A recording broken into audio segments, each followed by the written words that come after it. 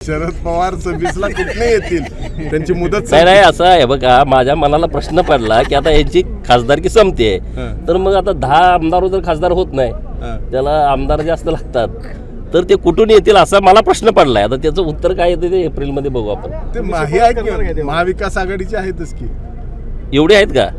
एक खासदारी एवढे नाही, नसतील. सिंधुदुर्गमध्ये आता तरी 10 त्यांच्याकडे दिसतेत, पण शरीरानं किती आहेत आणि मनानं किती आहेत मला माहित नाही. मी त्या पुढचं विचार बरेच जण इकडे येऊन भेटत राहतात कामाच्या. तुमच्या जिल्ह्यात तुम्हाला माहित आहे की सगळ्यात जास्त तुमच्याच जिल्ह्यात आहेत ना तुतारीवाले, त्यामुळे तुम्हाला माहित आहे सगळं कुठं असते काय असते सगळे. शरद पवार 26ला कुठे येतील, त्यांची मुदत नाही असं आहे बघा, माझ्या मनाला प्रश्न पडला की आता यांची खासदारकी संपते तर मग आता 10 आमदार जर खासदार होत नाही, त्याला आमदार जास्त लागतात, तर ते कुठून येतील असा मला प्रश्न पडलाय. आता त्याचं उत्तर काय येते ते एप्रिलमध्ये बघू आपण. ते महाविकास आघाडीचे आहेतच की, एवढे आहेत का?